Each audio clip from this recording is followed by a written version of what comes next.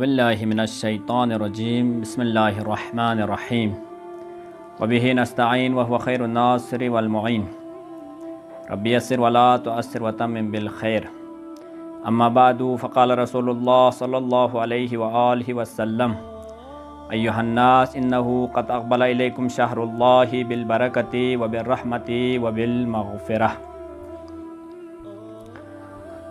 هو شہر عند اللہ افضل الشہور وایامہ افضل الایام ولیالیہ افضل اللیالی وساعتہ افضل الساعہ وشہر دعیتم فیہ الی ضیافۃ اللہ وجعلتم فیہ من اہل کرامۃ اللہ۔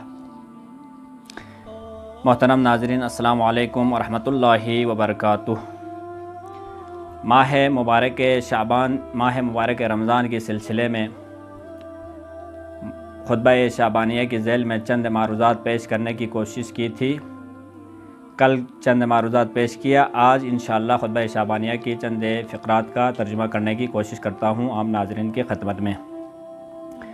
در حقیقت ماہ مبارک رمضان جس طرح ہر ظاہری موسم کا ایک بہار ہے، اسی طرح سے روحانی کائنات کے موسم کا نام ماہ مبارک بہار کا نام ماہ مبارک رمضان ہے۔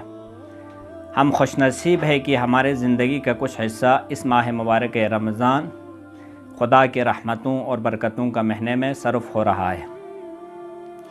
واقعاً ہم خوش قسمت ہے، ورنہ ہمارے درمیان سے بہت سارے گزر گئے ہیں، ماہ مبارک رمضان نصیب ہونے سے پہلے اس دنیا سے چل بسے ہیں۔ پروردگار عالم نے اس نعمت سے ہمیں نوازا، ہم اس نعمت کا از تہ دل سے شکر ادا کرنا چاہیے۔ ماہ مبارک رمضان کے تعارف کرتے ہوئے نبی اکرم نے ماہ مبارک شعبان کے آخری خطبے میں ایک خطبہ دیا جو کہ خطبہ شعبانیہ کے نام سے مشہور و معروف ہے۔ اس کے چند جملات کا کل کے درس میں ترجمہ ہوا۔ اس میں ایک جملہ استعمال ہوا ہے بالبرکتی۔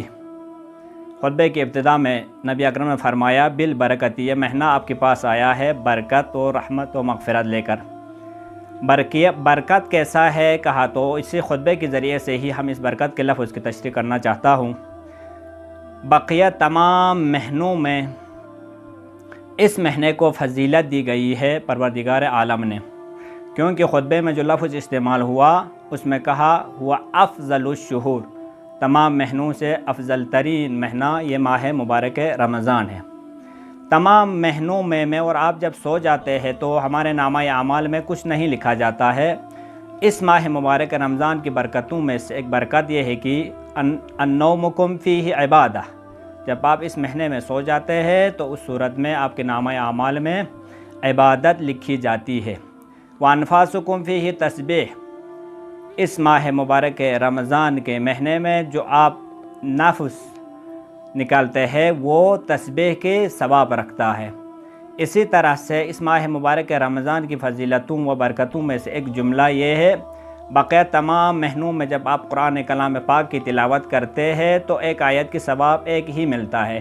اس ماہ مبارک کی فضیلتوں میں سے فضیلت یہ ہے کہ جب آپ ایک آیت کی تلاوت کرتے ہیں تو اس صورت میں خداوند تبارک و تعالی آپ کے نامہ اعمال میں ایک ختم قرآن کی ثواب لکھا جاتا ہے، ایک ختم قرآن کی ثواب عطا کرتا ہے۔ یہ اس مہینے کی برکتوں میں سے ہے۔